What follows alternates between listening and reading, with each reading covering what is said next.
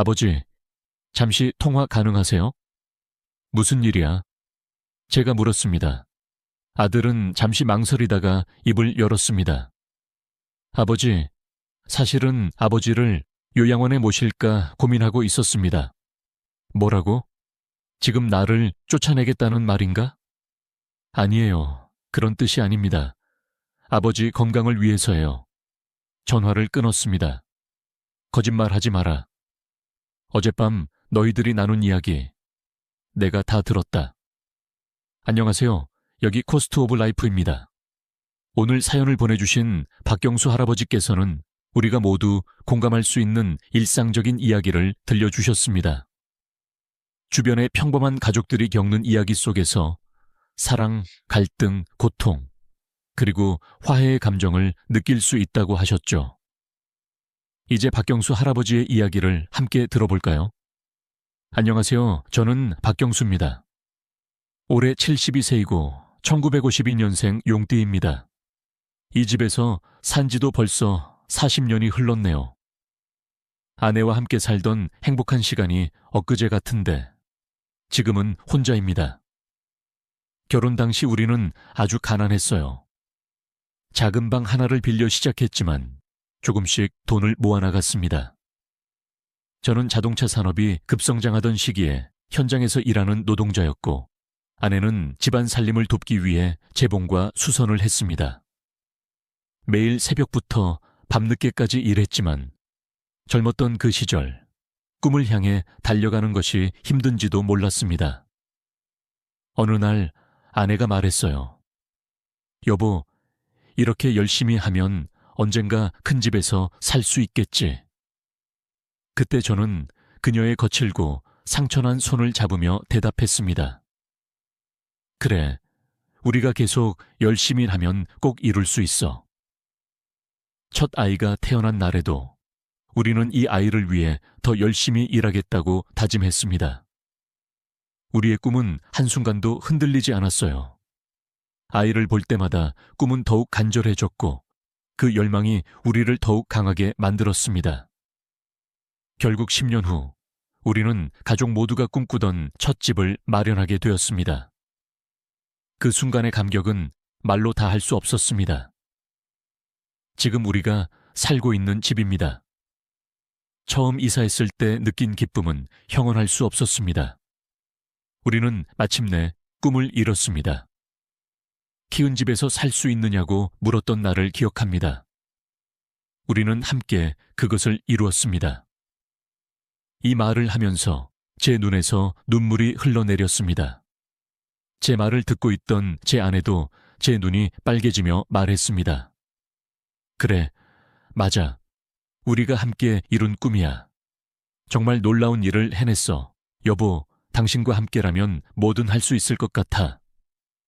이 집은 우리 가족의 역사야.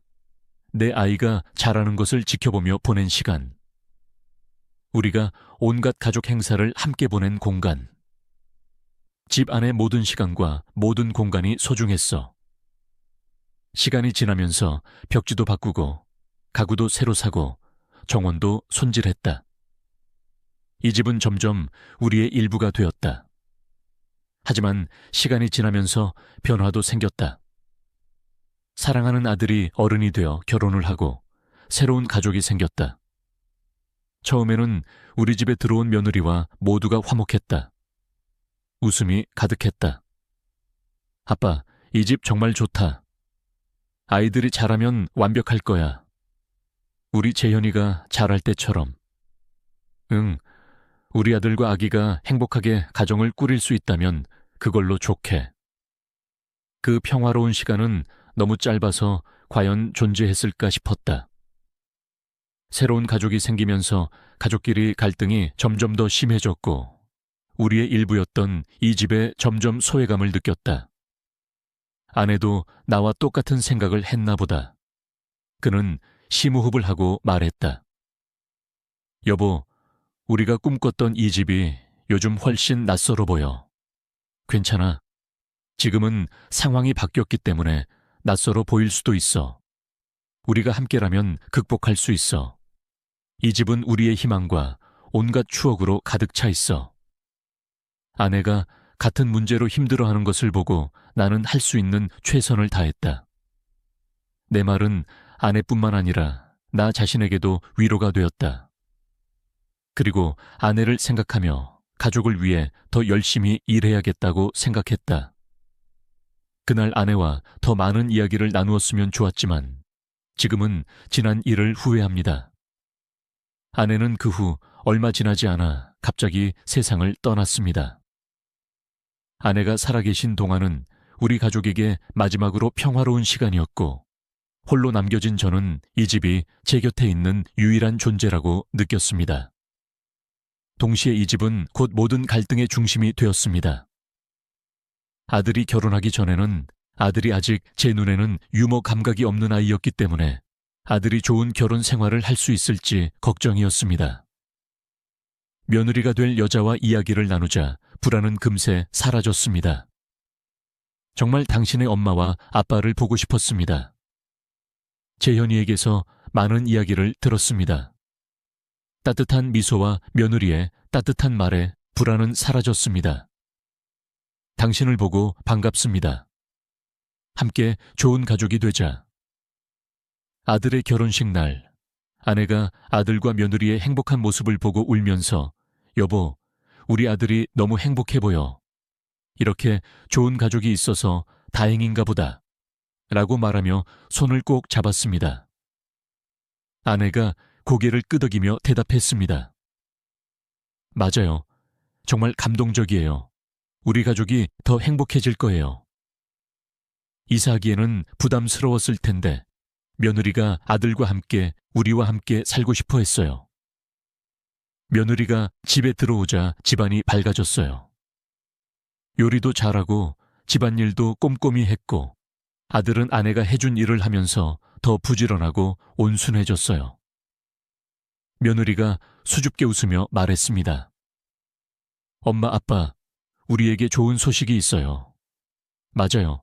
아직 안정기까지는 시간이 좀 남았지만 아기를 낳을 거예요. 아들이 며느리의 손을 쓰다듬으며 말했습니다. 그녀를 보고 아이들의 말을 듣고 너무 행복했어요. 기쁨이 가득했어요. 어머, 축하해요. 너무 기뻐요. 건강이 좋아졌으니 잘 키우자고요. 아내와 저는 새 생명이 태어나서 이보다 더 행복할 수 없을 것 같았어요. 우리 가족은 더욱 가까워졌고 아내는 며느리를 더 잘 돌보기 시작했고 아들은 더 열심히 일했어요. 손주가 태어났을 때는 온 집안이 정말 축하 분위기였어요. 아빠, 손주를 꼭 안아주세요. 내 품에 앉은 순간 말로 표현할 수 없는 행복감을 느꼈어요. 우리 손주 너무 예뻐요. 우리 손주 너무 예뻐요. 담임 선생님이 집안을 돌아다니면서 집안이 점점 더 활기차졌어요. 아이가 처음 걷는 모습, 가족을 부르는 첫말, 그 모든 순간이 소중한 추억이 되었어요. 할아버지, 놀아주세요. 바닥에 앉아있던 제게 손자가 달려와 무릎에 앉았어요. 그는 손자를 꼭 껴안으며 말했다. 그럼 할아버지는 어떻게 놀아주실까? 재밌는 이야기 들려주실까? 소소하고 즐거운 나날들이 계속되었고 그 사이에 사소한 다툼이 없었다면 거짓말일 것이다. 물론 우리끼리 다투기도 했지만 갈등은 풀릴 수 있지 않은가. 서로를 이해하려고 노력했고 큰 마찰 없이 살았다. 어느 날 저녁 며느리가 나에게 말했다. 아빠, 너무 고맙습니다. 저 재현이와 아이가 이렇게 행복하게 살 수 있어서 꿈이 이루어졌어요. 이렇게 큰 사랑을 주셔서 너무 고맙습니다. 항상 좋은 모습을 보이려고 노력했는데 며느리가 제 노력을 잘한다고 고맙게 맞아주는 것을 보고 마음이 따뜻해졌어요. 더 고맙고 외롭지 않고 화목하게 살 수 있는 건 당신 덕분이라고 말씀드렸습니다.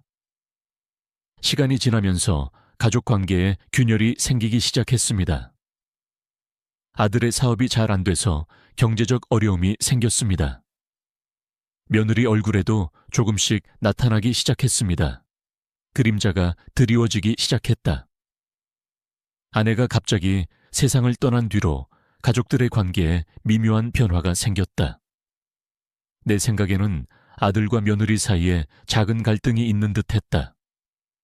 자기야, 아빠를 돌보는 게 점점 힘들어지고 있어. 어느 날 밤 며느리가 아들과 이야기하는 것을 우연히 들었다. 알아요, 알아요. 하지만 제가 어떡해요? 우리 가족이에요. 조금만 더 참아주세요. 아들이 한숨을 쉬며 그렇게 말하자 나는 죄책감을 느꼈다. 내가 이 아이들에게 짐이 되고 있는 건 아닐까 생각하기 시작했다. 그래도 나는 희망을 포기하지 않았다. 우리 가족은 언제나 그랬듯이 어려움을 극복할 거라고 믿었다. 내 믿음은 헛수고였지만 그날은 우리 가족이 겪게 될 시련의 시작일 뿐이었다. 이렇게 우리 가족의 균열은 시작되었다. 아들과 며느리는 엄밀히 말하면 우리 집에서 살고 있었지만 며느리의 불만은 점점 커졌다. 어느 날 아침 며느리가 거실을 청소하다가 갑자기 빗자루를 던지고 소리쳤다. 집이 너무 낡았어. 아무리 청소해도 끝이 없어. 그리고 넌 나를 돕는 게 아니야. 청소하라고 해. 며느리가 하라고 한 걸까? 이 집이 낡았다고 말하고 싶었을까? 사실 내가 청소하는 건 어렵지 않았지만 이 집에 대해 함부로 떠드는 건 정말 참기 힘들었다. 어떻게 그런 말을 할 수 있어, 여보? 망가질 거야. 내가 애들을 많이 돌보지 못해서 미안해. 하지만 자기야, 요즘 회사 사정이 안 좋아서 다른 데 신경 쓰기 힘들어. 그러니까 내 말을 더 들어야 해. 지금 당장 이 집을 팔고 더 작은 아파트로 이사하면 모기지도 갚고 관리비도 아낄 수 있고 정말 좋을 거야. 내가 들어달라고 했더니 참을 수가 없어서 대화를 끊었다. 잠깐. 너희들 무슨 소리야? 내 집인데. 너희들, 나는 너희에게 기생하고 있고 너희들은 내 허락 없이는 이 집의 어떤 것도 만질 수 없어. 며느리가 날카롭게 대답한다. 아버지, 죄송하지만 잠깐 비켜주십시오. 이건 우리 가족의 문제입니다. 뭐라고요? 어떻게 그런 말이 우리 며느리 입에서 나올 수 있나요? 나는 가족도 아닌데 언제부터 내가 이 집의 주인이 아니었나요? 지친 아들은 중재를 시도했지만 크게 방해를 받았습니다. 나는 아무것도 할 수 없었다. 며느리가 계속 짜증을 냈다. 아버지, 아직 상황을 모르세요. 우리는 이 집에서 살고 생활비는 우리가 냅니다. 집안일은 누가 하세요? 당신이 없다면 제대로 된 밥을 먹을 수 있겠어요. 아버지는 지금까지 당신을 위해 양보해 왔는데 내 배려가 어떻게 당신의 권리가 되겠어요? 지금 집에서 나가라고 하는 거예요. 라고 말했다. 아들이 기어가는 듯한 목소리로 말했다. 아버지는 아마 그런 뜻이 아니었을 것이다. 너무 감정적이니 좀 진정하고 왜 그렇게 우유부단한지 돌아가 보자. 아내가 이렇게 행동하는 동안 당신은 뭘 하고 있었나요? 방 안의 공기가 얼어붙는 것 같았다. 며느리는 입술을 깨물고 화를 참는 듯했고 아들은 고개를 숙이고 아무 말도 하지 않았다. 그때 손주들이 울부짖으며 문 밖으로 달려나왔다. 할아버지, 엄마, 아빠, 왜 싸우세요? 큰 손자가 눈물을 흘리며 물었다. 우리 모두는 그 순간 우리가 어떤지 깨달았습니다. 저는 제가 어리석었다는 것을 깨달았습니다. 갈등으로 인해 이미 벌어진 틈은 좁힐 생각이 없기 때문에 쉽게 해결될 것 같지 않았습니다. 청소를 마치고 방에 혼자 앉아 깊은 생각에 빠졌습니다. 이 집은 저에게 전부입니다. 현실은 전처의 집이 이제 우리 가족의 분열의 원인이 되었다는 것입니다. 저는 어떻게 해야 할까요? 이렇게 계속하면 우리 가족은 완전히 망가질 것입니다. 저는 결정을 내려야 한다는 것을 깨달았지만 여전히 그 결정이 무엇인지 몰랐습니다. 저는 앞으로 닥쳐올 시련을 어떻게 극복해야 할지 답을 찾기 위해 그날 밤 늦게까지 고민했습니다. 아침 식사 중에 며느리가 거실을 청소하는 동안 제가 소중히 간직했던 화분을 일부러 넘어뜨리는 것을 보았습니다. 아버지, 죄송합니다. 실수로 화분을 깨뜨렸습니다. 괜찮습니다. 제가 치울게요.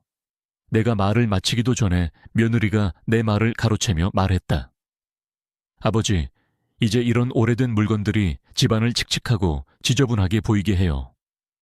제 눈에는 낡고 낡아 보일지 몰라도 저한테는 정말 소중해요. 부모님이 결혼할 때 선물로 골동품 가구를 주셨어요. 아버지께선 아버지께 물려받은 시계를 하나도 버리실 수 없어서 더 단호하게 말씀하셨어요. 옆에서 지켜보던 아들은 무관심하게 말씀하셨어요. 아버지, 맞아요. 알겠어요. 이제 이런 오래된 물건들을 없애야 할 때가 된 것 같아요. 이렇게 어떻게 대하면 좋을까요? 답답했어요. 그날 저는 점심을 먹으러 식탁에 갔어요. 아버님, 아이들이 먹는 게 마음에 들지 않을 것 같아요. 조금 늦게 드시면 어때요? 먹던 거 남겨둘게요.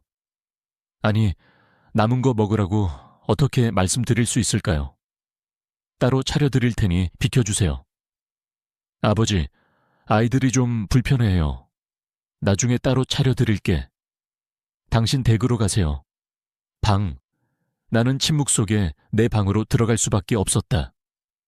내가 방에 있는 동안 나는 내 가족이 식탁에서 웃는 소리를 들을 수 있었다. 웃음소리가 클수록 나는 더 큰 상처를 느꼈다. 어느 날 내 큰 손자가 학교에서 울면서 집으로 돌아왔다. 할아버지의 친구들은 우리 집이 없어졌고 사람들이 살 수 있는 곳이라고 말했다. 손자를 달래려고 하자마자 며느리가 재빨리 아이의 손을 잡고 말했다. 할아버지한테 말해도 할아버지 덕분에 우리가 여기 살고 있는데 도대체 무슨 소리야? 그렇지 않아? 우리 아버지가 이 집을 그렇게 고집하는데 우리가 이렇게 살고 있지 않아? 며느리가 차갑게 대답하는 것을 보고 깜짝 놀랐다. 너무 충격적이었다. 그날 밤 옆방에서 아들과 며느리가 이야기하는 소리가 들렸다.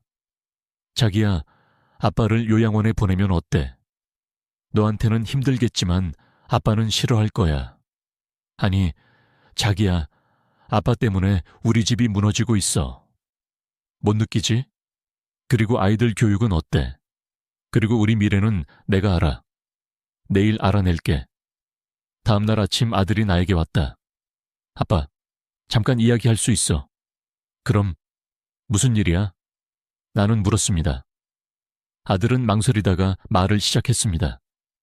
아버지, 사실 저는 당신 아버지를 요양원에 보낼까 생각하고 있었습니다. 뭐라고요? 지금 당장 저를 쫓아낼 거라고 말씀하시는 겁니까? 아니요, 아버지, 건강을 위해 끊었습니다. 거짓말하지 마세요. 어젯밤에 두 분이 이야기하는 걸 들었습니다. 아들의 얼굴이 굳어지고 고개를 끄덕였습니다.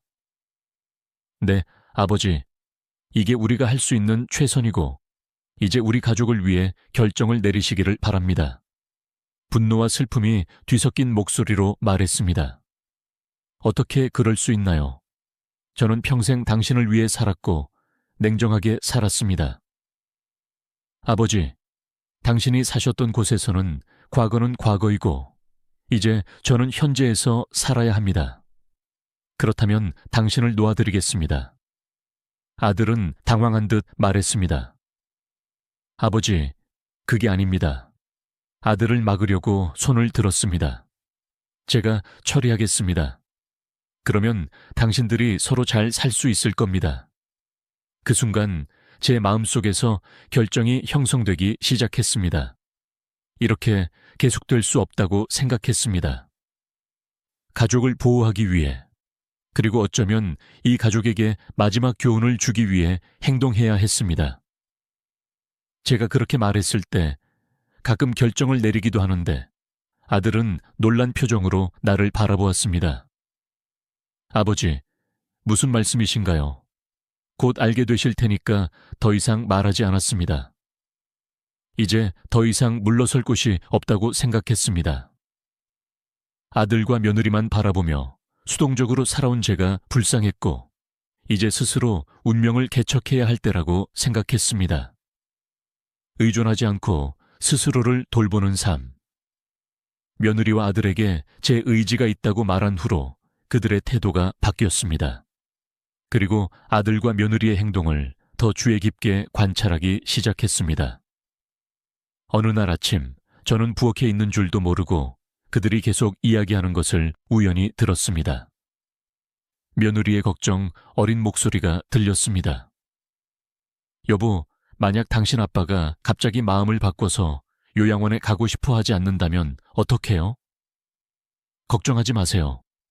변호사 친구한테 얘기했는데 아빠를 법적 무능력자로 지정할 수 있다고 했어요. 그 말에 충격을 받고 숨이 막혔어요. 이 집에서는 당신이 하고 싶은 대로 하세요. 네, 그냥 당신 아빠를. 며느리가 놀라 소리쳤다. 아들도 당황한 듯했다. 아버지, 왜 갑자기 이러세요? 갑자기가 아니었어요. 나는 침착하게 말했다. 거짓말을 하고 이 집을 뺏어가려고 했으니까 내가 먼저 행동하기로 했다. 아들의 얼굴이 창백해졌다. 무슨 말을 하려고 하자 거짓말 그만해 라고 했다. 나는 단호하게 말을 끊었다. 나는 이미 부동산 중개인을 고용했어. 곧 매물로 나올 거야. 며느리는 울음을 멈출 수 없어서 계속 울면서 우리 말을 끊었어. 네, 아버지, 그러지 마세요. 우리는 정말 잘못했어요. 미안해요. 하지만 나는 이미 마음 먹었어. 너무 늦었어. 지금 뭐라고 하든 내 마음은 변하지 않을 것 같아. 그 순간 현관벨이 울렸어. 형이 나왔어. 이모, 왜 여기 있어? 내가 전화했어. 이제부터 이모가 날 도와줄 거야. 네, 형, 내가 모든 법적 절차를 도와줄게. 너희들, 이 엉터리 짓은 어떻게 시작했어? 이제부터는 아무것도 기대하지 마. 이 기회에 세상이 얼마나 차가운지 느끼게 될 거야.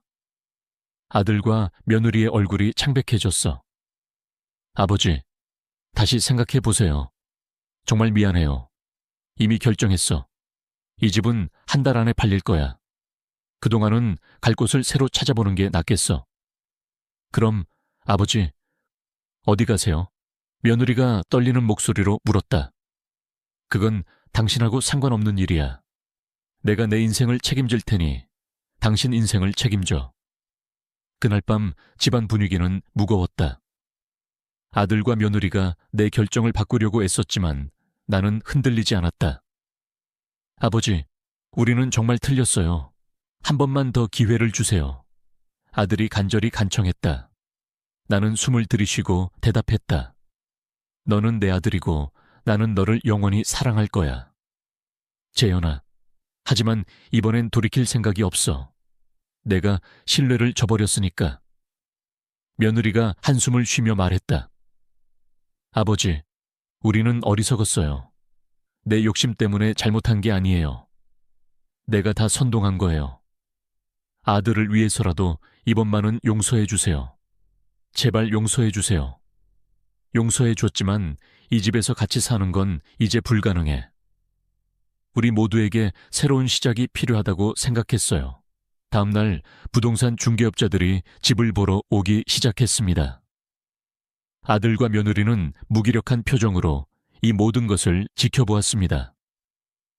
일주일이 지나고 좋은 조건의 구매자가 나타났습니다. 아버지, 정말 팔아요. 어머니와의 추억은 어떡해요? 제가 말했지만 집이 이렇게 사라지는 건 싫었습니다. 부탁드려요. 아들이 마지막으로 부탁했습니다. 그래도 내 마음은 흔들리지 않았다. 더 이상 생각하는 것도 무의미해진 지 오래였다. 그래서 이제 돌아갈 수 없었다. 계약일이 다가오자 아들과 며느리는 짐을 싸기 시작했다. 그들의 표정은 후회와 상실로 가득했다. 계약 당일, 나는 떨리는 손으로 계약서에 서명했다. 40년을 살았던 집을 떠나는 것은 내게 큰 고통이었지만 이것이 내 삶을 되돌릴 수 있는 유일한 방법이라고 믿었다. 이제 다 끝났어. 나는 한숨을 쉬며 말했다. 형이 내 어깨를 두드렸다. 형, 너도 새로운 시작이야. 지금까지 겪었던 모든 고생을 잊어. 마지막으로 집에 돌아갔을 때 아들이 내게 와서 말했다. 아빠, 모든 게 너무 미안해요. 우리가 큰 실수를 했어요. 너무 늦게 깨달았고 아마 가슴이 아팠을 거예요. 맞아요. 하지만 일어난 일은 일어난 일이에요. 모든 게 우리 모두에게 필요한 교훈이었어요. 집을 나서는 순간 나는 뒤돌아보지 않았어요. 내 마음은 아픔과 새로운 희망으로 가득 찼다. 이제 새로운 삶이 시작되었다. 집을 판 지 일주일이 지났다. 나는 형 집에서 지내며 새로운 삶에 적응하고 있었다. 그러던 어느 날 형이 의심스러운 표정으로 다가왔다. 형, 이상한 일이 일어났어. 무슨 일이야? 형은 조심스럽게 말을 이어갔다.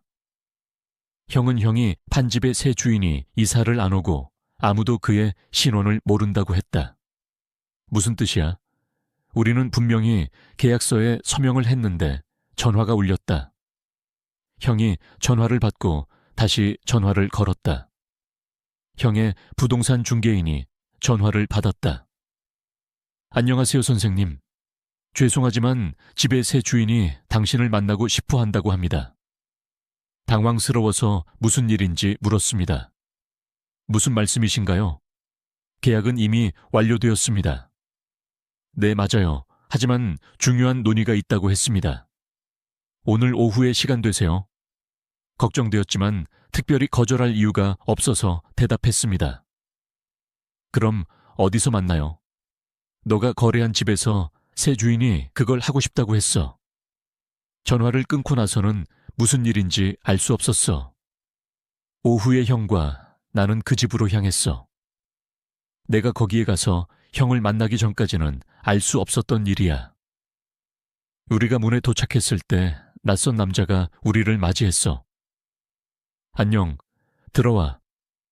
집에 들어가자 나는 놀랐어. 집은 내가 나갔을 때와 똑같았고 변한 게 하나도 없었어. 무슨 일이야? 집에서 무슨 일이야? 그 남자가 웃으며 대답했어. 설명이 모자랐어.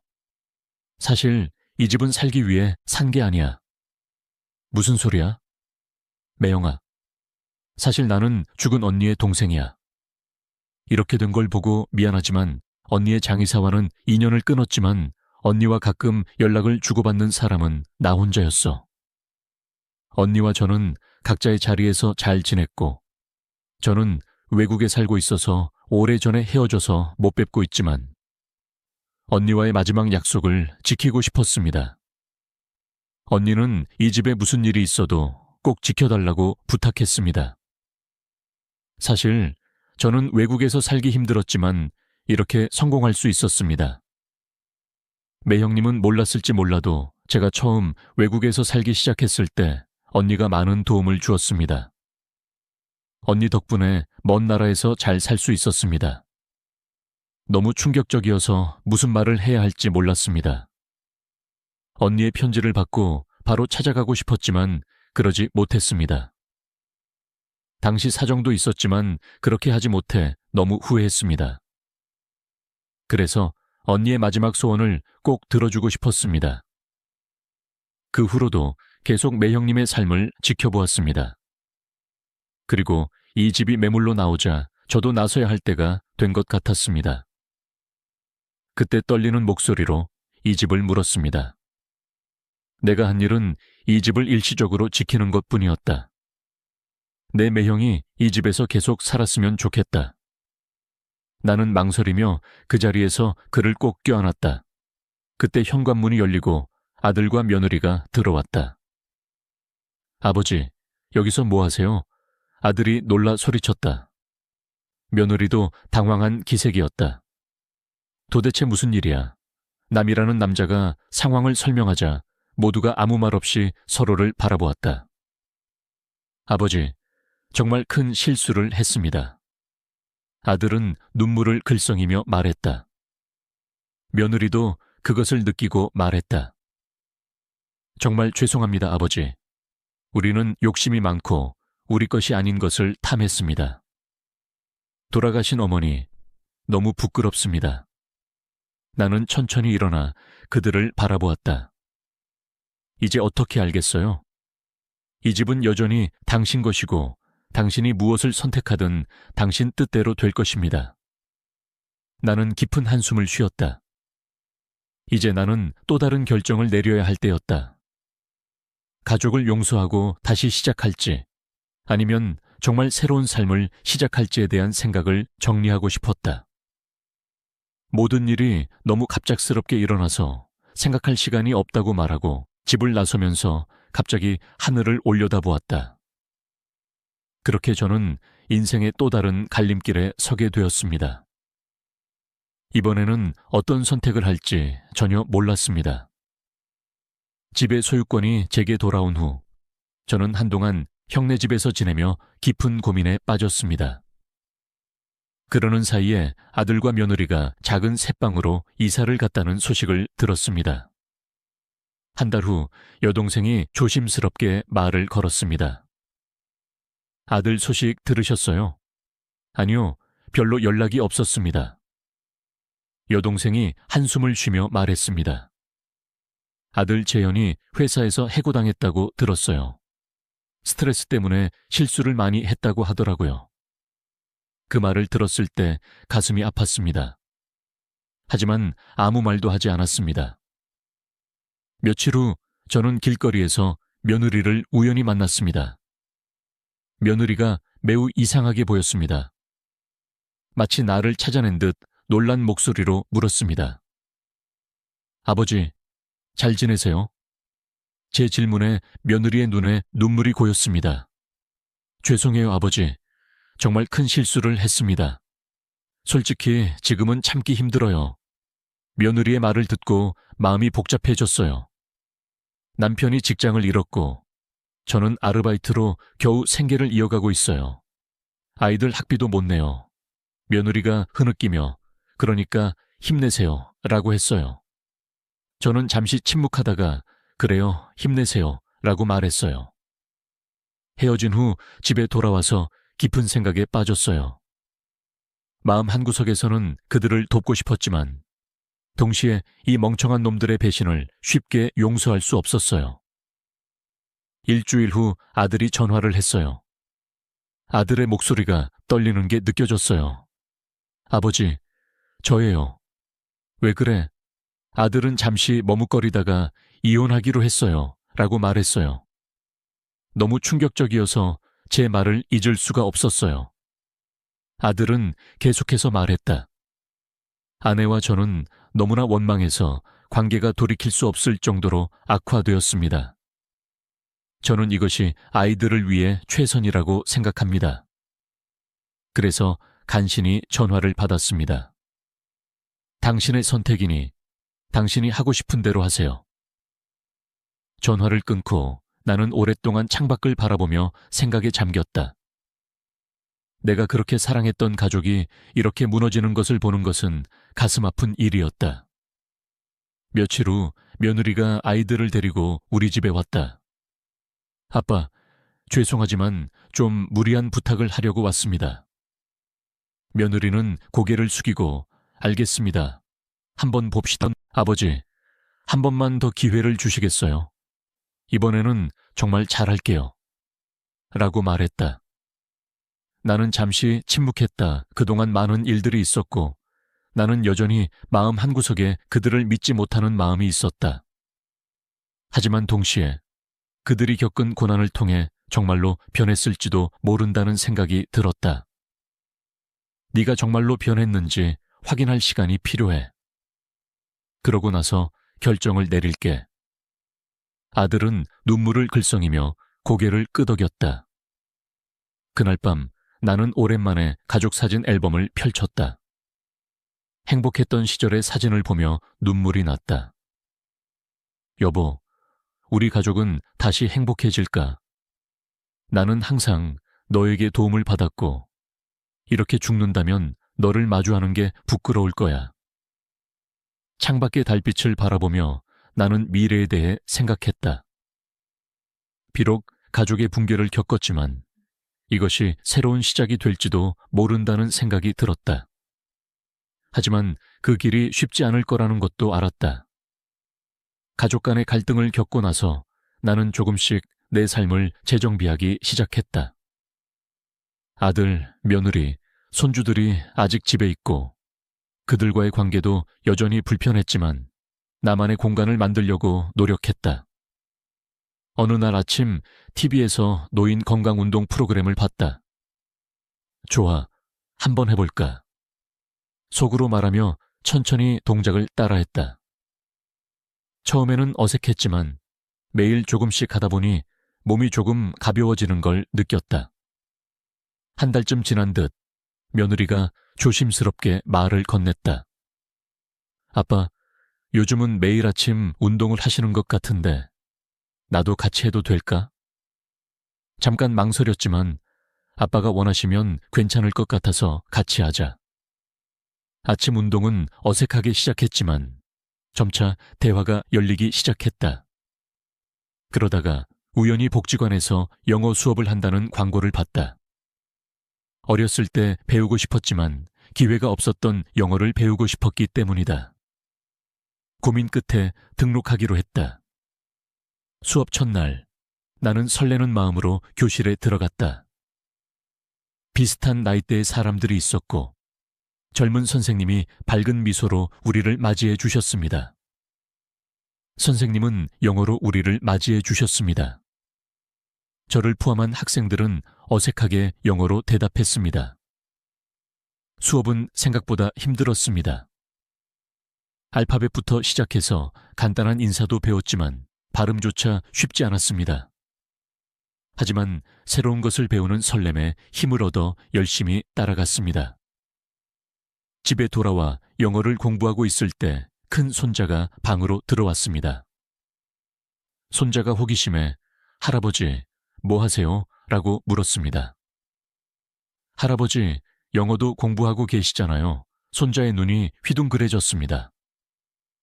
정말 잘 됐네요. 제가 도와드릴게요. 학교에서 배운 걸 가르쳐 드릴 수 있어요. 이렇게 손자와 함께 영어를 공부하는 시간이 늘어났고 이를 통해 손자와의 관계가 점차 좋아졌습니다. 회복되었습니다. 어색한 발음으로 말할 때 손주들이 다시 가르쳐주는 것을 보고 기뻤습니다. 며느리도 가끔 제 영어 공부에 관심을 보였습니다. 아버지, 영어가 정말 잘하시네요. 너 대단해. 나는 수줍게 웃으며 대답했다. 아직 갈 길이 멀지만 재밌어. 처음에는 아들이 내 영어 공부를 이해하지 못하는 듯 했다. 아빠, 왜 그 나이에 갑자기 영어를 배우니? 언제든지 배울 수 있어. 공부한 지 얼마나 되었는지 모르겠어. 요즘 사는 게 재밌어. 그 말을 듣고 아들의 표정이 조금은 편안해졌다. 그 뒤로도 가끔 영어 숙제를 도와주려고 했다. 영어를 배우면서 작은 성취감을 느꼈고 그게 일상에 활력을 불어넣었다. 느린 과정이었지만 새로운 것을 배우는 기쁨이 내 삶에 새로운 의미를 더해줬다. 그러는 사이 아들은 복지센터에서 취업 상담을 통해 재취업 교육 프로그램에 등록했고 6개월 만에 중소기업에 취직할 수 있었다. 아빠, 다시 일하게 됐어. 다행히. 열심히 노력해. 며느리도 아르바이트를 시작했고 집안 분위기도 조금씩 좋아지기 시작했다. 하지만 완전한 화해까지는 아직 갈 길이 멀었다. 그로부터 약 1년이 지났다. 나는 일기에 영어로 짧은 문장을 썼다. 어색한 영어 문장들이었다. 그 안에는 깊은 의미가 있었다. 녹색 작은 지금 그것은 큰 꿈을 꾸고 작게 시작하고 지금 행동하라는 의미였다. 창밖을 내다보니 희망이 느껴졌다. 완벽한 행복은 아니었지만 조금씩 나아지고 있다는 사실만으로도 고마웠다. 이제 인생의 주인이자 가족의 일원으로서 새로운 균형을 찾고 있었다. 갈등의 그날로부터 벌써 3년이 지났다. 그동안 우리 가족은 조금씩 변했다. 아들은 새 직장에 적응하고 있었고, 며느리는 아르바이트를 하면서 자신만의 삶을 찾고 있었다. 손주들이 자라면서 점점 더 말을 하기 시작했다. 어느 주말 아침 나는 마당에 있는 작은 화단을 손질하고 있었다. 큰 손자가 다가와서 할아버지, 뭐 도와드릴까요? 네, 고맙습니다. 라고 물었다. 손자와 화단을 손질하는 동안 나는 이 시간들이 우리 가족을 더욱 가깝게 만들었다는 것을 갑자기 깨달았다. 그날 저녁 온 가족이 오랜만에 함께 저녁을 먹기로 했다. 식탁에 둘러앉은 우리 가족은 2년 전과는 많이 달라 보였다. 아버지, 맛있게 드세요. 고맙습니다. 이렇게 식탁을 차리기란 힘들 텐데 오늘은 정말 정성스럽게 차려주셨습니다. 우리가 식사를 하는 동안 아들이 조심스럽게 입을 열었다. 아버지, 그동안 정말 미안합니다. 당신을 이해하지 못하고 상처 입혔습니다. 나는 잠시 침묵하고 아들에게 물었고 그를 바라보았다. 나도 미안합니다. 아버지도 말씀하셨다. 우리는 욕심이 많고 중요한 것을 놓쳤습니다. 나는 심호흡을 했다. 나도 미안합니다. 당신을 이해하려고 하지 않고 고집을 부렸습니다. 손주들이 우리의 대화를 듣고 있었다. 큰 손자가 말했다. 우리도 할머니, 아빠, 엄마가